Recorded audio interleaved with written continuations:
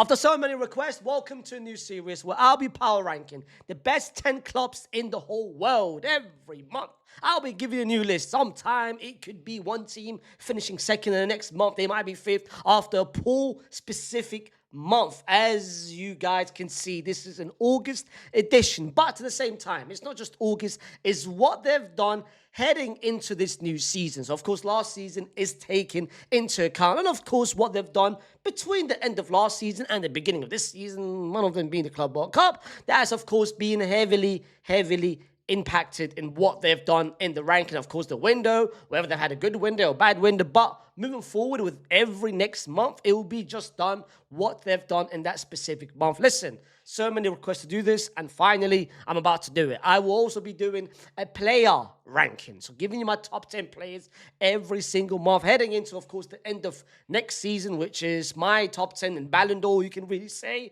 but that'll be done not on this channel, that'll be done on my second channel. So make sure you go follow. The link currently is in the description. It's called Face Extra if you guys want to watch that, because I'm dropping that video today in the next couple of hours as well. But no more talking, no more yapping. Before we start, don't forget to like the video. There is more yapping. Like the video. Subscribe to the channel. Hey, man, the road to 100K. The road to 100K, baby. And, of course, subscribe to the channel and comment your own top 10 list as well. Like, listen, my top 10 might be different to your top 10. So put down in the comments what your top 10 is. Starting with number 10 and the 10 best club in the world currently in this power ranking theme is Villarreal. Listen, Villarreal started the season very strong. Seven points after 3 games, playing some of the most exciting football in La Liga. The first 2 games was very much convincing, beating Real Oviedo, beating Girona by 5 goals. They were very unfortunate to draw the last game, conceding a goal in the 96th minute, last second of the game. They could have done 3 games, 3 wins. Like the players which they've brought as well, and the players that they have right now, the likes of Moriero, who they bought from Las Palmas, Pepe's having a great start, Gueye and Camasano in the midfield. Like Marcelino is such a great manager, and he's making this team into one of the most exciting teams in La Liga. The same way he did last season, but they were very unfortunate towards the end of last season.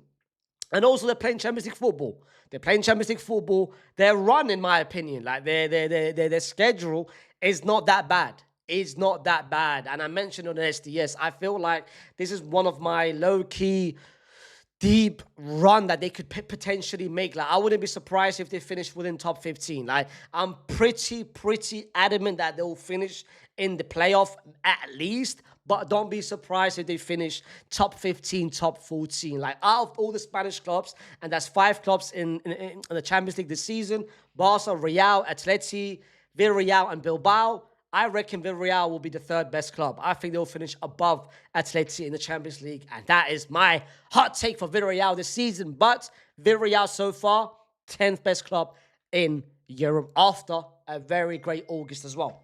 Moving on to 9 players, and that is Spurs.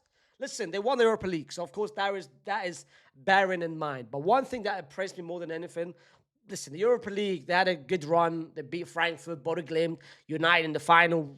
It's not much competition, but the final, the European Super Cup final against Paris Saint-Germain told me a lot about Thomas Frank and the system that he's trying to build here.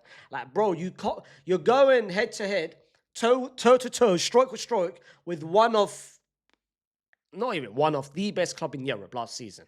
And they were moments away from winning if they didn't bottle in the last 10 minutes, conceding 2 goals, and they took it to penalties. Yes, they lost the penalties. But even the start which they had so far, like 2 wins out of 3, beating City, beating Pep at Etihad. And it wasn't just a narrow win. It was a convincing, dominant fashion as well. The players which they've signed, Xavi Simons, Kudus. And I feel like they've got, despite players coming back in Madison, and of course, what's his name, fam? Kulusevski, like Thomas Frank, I've got a great bunch of players in a good system, and I feel like, bro, they can, listen, in terms of the run in the Champions League, easy run. They can finish top 8. Like, that's my prediction. They'll finish top 8. But At the same time, I reckon they can have a very good league campaign as well. Like, I'm very high on Spurs this season, and as of right now, like, according to my power ranking, and according to what they've done in August and throughout in the summer as well, they are the top 10 club, and of course, 9th team in my power ranking. Moving on to 8th, and that is, of course, Napoli. Napoli, what they did last season, of course, I can't forget what they've done last season. I can't deny what they did. Won Serie A, and very convincingly did it as well towards the last couple of games. But even this season, started the season strong. 2 wins out of 2. The summer window, which they've had the best window of any Serie A team that they played. Noah Lang, Kevin De Bruyne. They've signed others, but names are not coming to my head right this second. But even a draw, like Conte this season, a lot of eyes is on him. One, can he do a back-to-back? Can he do a back-to-back? Of course, he won the league with Inter. He won the league with Napoli, won the league with Chelsea. But can he finally do a back-to-back? The last time he did it was Juve. But at the same time, can you finally have a deep run in the Champions League? You guys already know Conte's Champions League pedigree is not the best. It's not the best, bro. In his whole career, he's only won 2 knockout legs. And that was against Celtics, Like, can you finally have a deep run, especially with this Napoli team, which is very stacked depth-wise and quality-wise, and at the same time, you've got a good run as well. Like, you should be finishing top 10. You should be with the run that you've got at the moment. But I think Napoli, great start so far to the season. After what they did last season, deserved 8th position. Number 7 is now where everyone's going to be asking me, what the hell? Like, what? Really? Yes, really, because we have to bear in mind last season. We can't forget what happened last season.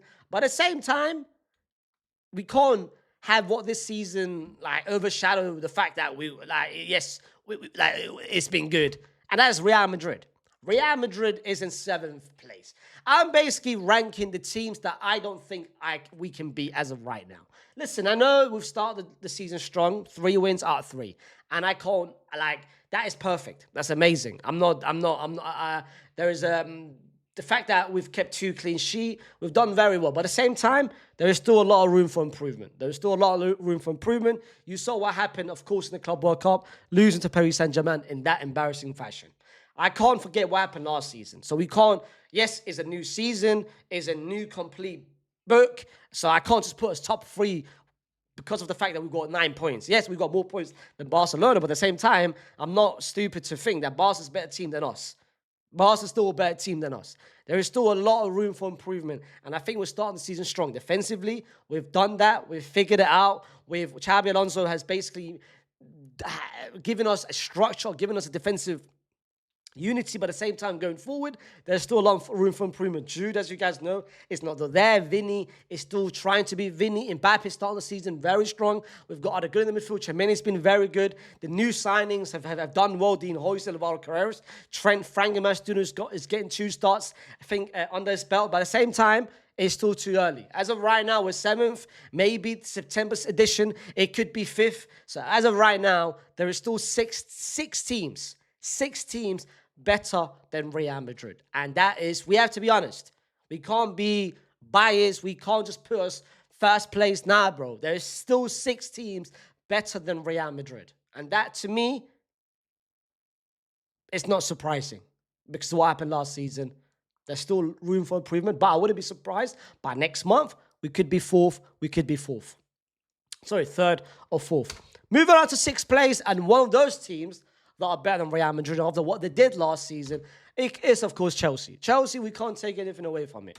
Of course, winning, they got top 4 in the last game of the week. Won the Conference League. But at the same time, they went to the Club World Cup. They weren't the favourites. They lost against Flamengo, and after the loss against Flamengo, everyone made their remarks about Chelsea. But after what they did, they went to the knockout stage, beat every Brazilian team there was. And then the final, they were literally against the best team in the world. No one gave them any hope.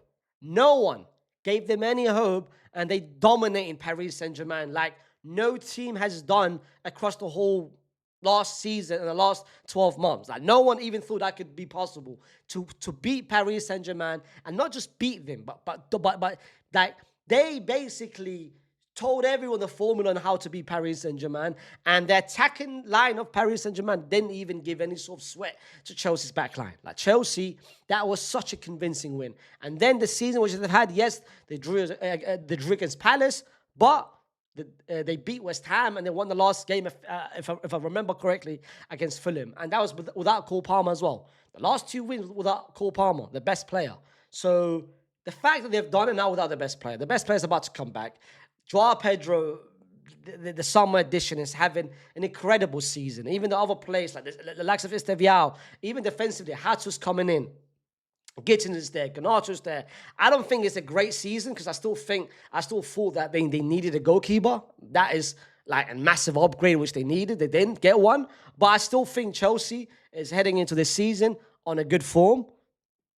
Squad depth, you can say, is there, especially going forward. And of course, defensively, not that much, especially with the injury of Colwell and Wesley Fofana coming in, of course. But I think Chelsea is still there in terms of what they can do in the Champions League and what they can do in the league, because the league schedule in the next couple of weeks is very easy. I wouldn't be surprised if Chelsea pick up 3 to 4 wins in September. But listen, maybe September, they might be 4th, they might be 3rd, but as of right now, they're a better team than Real Madrid. And I think Madrid fans, we need to accept that as well. In 5th place, we've got Bayern Munich. Bayern Munich, listen, man, they've started the season strong.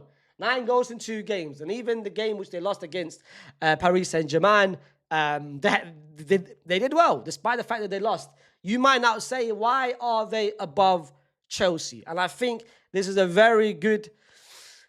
The game is coming up. Chelsea against Bayern, I think they're playing the first game of the Champions League. So this will give us a very good idea who's a better team. Is it Bayern or is it Chelsea? That's why I've got one team 5th, one team 6th. Yes, Chelsea won the Club World Cup, but I'm not going to let that cloud my judgment and having them above Bayern. I think Bayern is overall, as a structure of a team, I think they're a better team, especially with the attacking output which they have, the likes of Kane, the likes of Elise, even in midfield, and even the only thing which they don't have is defense. And I'm very surprised they haven't done any sort of defensive reinforcement. I think Lima is good as a right back, pushing Kimmich as a midfielder. Then you've got Upamecano, who's had a very good, strong last season. But Jonathan Tah, I can't lie, man. I watched the first 2 games with Bayern, and even the one in the cup, which they won in the last second with a Harry Kane penalty. Brother, Jonathan Tah is the weakness, is the liability. I'm still surprised them men are starting him every single game, fam. I know they got him last season, but they're starting him. Like, Jonathan Tah is a liability. So if you want to beat Bayern Munich, just literally exploit Jonathan Tah. Attack Jonathan Tah. He's the weak point of that Bayern team. But going forward, just Elise and Harry Kane gives you enough of a reason how to win games. And now you're adding with Luis Diaz. Jamal Musiala is going to be back. Gnabry is having a redemption, like a remontada season. I think Bayern and Chelsea, the game which they're going to have in September, the first Champions League game, is going to give us a great idea who's a better team. Because it might change next month. I might have Chelsea above Bayern. But at the moment, I've got Bayern above Chelsea. 4th place, I've got Arsenal. Yes, they haven't won anything. I know. They haven't won anything. How can you have a team that's won nothing in 4th place? But at the same time, yes, they haven't won nothing, but at the same time, they're still among the best team in the world.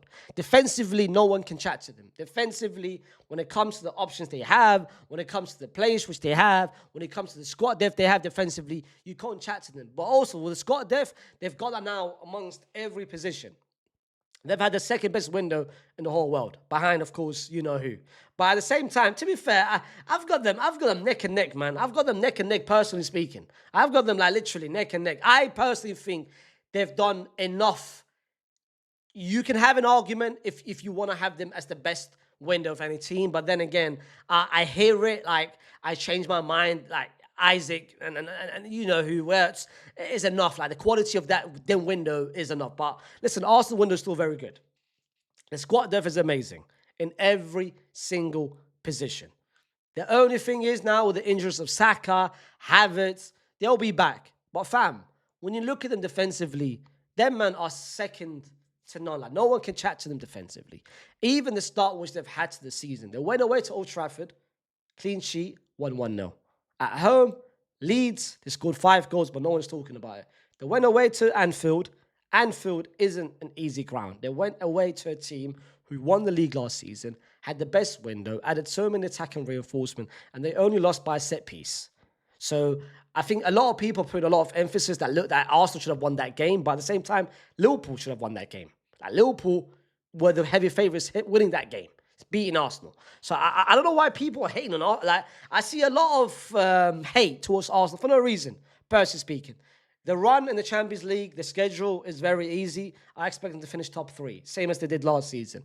So they've got everything in their way within the next couple months. Like, even to be fair, I'm going to be as crazy as it sounds, even the league campaign, the schedule for the league campaign is still also very optimistic. Like, I wouldn't be surprised come next month, I might have Arsenal second or third, fam.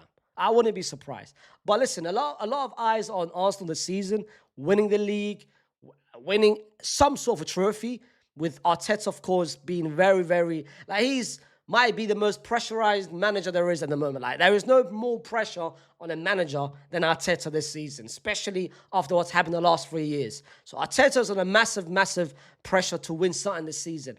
And I wouldn't be surprised if he does. Like, in terms of their squad now, they've got the squad. Like, that's no more excuses. They've got the team. They've got the depth. They've got now the quality with Eze and Zubimendi, and the back line is perfect. Now it's time to win something. And at the moment, I got them fourth in the best team in the world. Third place is Barcelona. I had Barcelona. A quick disclaimer, you guys are going to see this next season, in the next month, where I'm going to have an arrow going down and an arrow pointing down. If I did this before the season started, I would have Barca second. I would have Barca second and the next team third. But because of the start which they've had, and because the other team had the window which they had, I've got Barca being third at the moment, but it's very close. Like, the gap between 1, 2, 3 and the rest, I think is a not the massive gap. I think top four, and the rest is quite big. But at the same time, listen, Barca was the second best team in the world last season. Everyone wanted the final between Barca and Paris Saint-Germain. Alhamdulillah, we never had that.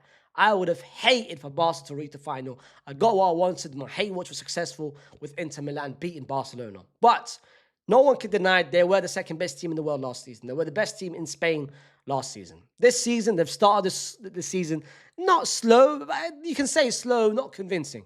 The first 3 games, it hasn't been convincing from Barcelona, even though some of the players have delivered, the likes of Pedri, the likes of Frankie, and Lamine Yamal, of course. But going forward, they haven't impressed massively. But the biggest weakness for me, which they didn't figure out, was defensively. Like, Inigo Martinez is such a massive loss for this Barcelona team, but they've added something, so you can really say it cancels it out with Juan Garcia. Like, Juan Garcia, you watch the game against Rayo Vallecano, this guy single-handedly gave Barcelona that point, fam. If it wasn't for Juan Garcia, Rayo would have won 3-0, 4-1, 5-1, whatever it was. Like, yes, you lost Inigo Martinez, which was bad, but you've added Juan Garcia, which is now balances it out in a way. But you still lost that massive piece in that midfield. So now you need to rely on Arujo to be that player, or you can give the chances to Christensen, which I think is a better pairing. Him, like Christensen and Kubasi, is a better pairing than Kubasi and Arujo, in my personal opinion. But Barcelona at the moment is the third best team in the world. I wouldn't be surprised by next month they'll be second, because they were always, like we saw what happened last season. That September was insane. I remember them last season beating Villarreal, beating Girona by like 5-6 goals. They won the Champions League by 6 goals. So yeah, I wouldn't be surprised. But the second best team at the moment, because of the window with which they had, and of course going 3 from 3 to start the season, is no surprise by Liverpool. The most exciting window any team has had since 2009, since, of course, the Madrid Galactical era, point 2, where we signed Ronaldo, Kaká, Benzema, Alonso, and X, Y, and Z. And at the same time, no one is mentioning the fact that after the first 3 games, they've got 9 points. And there's so much context behind it as well. They won 3 games. They beat Bournemouth and Dini, which is a very tough manager to beat and a very tough team in Bournemouth to beat. Then they went away to St. James Park with all the Isaac situation and the custody of Isaac and the storyline of Isaac. They went away to pick up 3 points. Then they played Arsenal, a team which haven't lost against the Big Six club in the last 2 years. They beat Arsenal. After 3 games, they got 9 points. And now the context. Salah hasn't had a great start. Wirtz haven't had a great start. The midfield, Gravenberch was out for the first game. Defensively, they've had a lot of issues with Konate not being the same player. Kirk is having a slow start. Frimpong has been out for the last 2 games, and now they've lost Kwanzaa. So with so much to bear in mind, they still have got 9 points. And now you've added Isaac to the equation. Bro, that is such an impressive feat that no one is talking about in terms of Liverpool, what they had to endure this season and go through the season. Yet, still now in September, they've got 9 points. Like, amazingly. And now, and the Champions League run, bro, they might finish top 2. The same way they did last season, finishing first. I wouldn't be surprised if they finish top 2 again this season. But now, with the players, Wirtz having a good international campaign with Germany in the last 2 games, and even this last game against Arsenal in the second half was a bit impressive. Now you expect Wirtz to be the player which they signed. Isaac, of course, they're adding it with Ekitike. He's having such an amazing campaign. And now Salah, you expect Salah to score at one point, even though he did it the first game, but you expect now to perform better. Bro, Liverpool, it's crazy. Like, top 3 is a crazy... Like, that's going to be a lot of switching in the power ranking for the next couple months. But the one team which I don't think anyone can switch with at the moment is, no surprise, but Paris Saint-Germain, the best team in the world. I don't think anyone can dispute it, anyone can deny it, no one can even argue against it, bro. Like, even now, the season which they've having, they 3 wins from 3. The midfield trio have all scored. Fabio Ruiz, Vitinha, and of course Juan Neves, who scored a hat-trick. 2 bicycles thing. They won the European Super Cup after winning the treble. Yes, they lost against Chelsea, but no one can deny they are still the best team in the world. And it's going to take a lot. It's going to take a lot to beat this team. It's going to take a lot to overtake this team in the power ranking. Because Paris Saint-Germain, if I did this last season, I would have had them first throughout the whole 2025. Especially where their form start picking up. But September's going to be interesting. September's going to be very interesting with Dembele being out and Doué being out throughout the whole September period. I think from what I've read, both players will be missing the game against Barcelona on the 1st of October. So let's see if come the next power ranking next month, where am I going to have Paris Saint-Germain? How are they going to play without, of course, Dembele do it? But you can add Barcola, you can add Gonzalo Ramos, you can add Lee Kang in. I don't think it's going to change anything, but especially the games which they have in between before the Barcelona game. But this is my power ranking for the start of the season, with 1 being Paris Saint-Germain, 2 being Liverpool, 3 Barcelona, 4 Arsenal, 5th Bayern, 6 Chelsea, 7 Real Madrid, 8 Napoli, 9 Spurs, and 10th place, I have got Villarreal. Put down in the comments what your top 10 is. Let me know in the comments whether you agree or disagree with my selection. Don't forget to like the video, subscribe to the channel. Like I said, the road to 100K, and I will see you next month with another episode of the Power Ranking. And also, subscribe to the second channel where you're going to get the player version in the next few hours. Peace!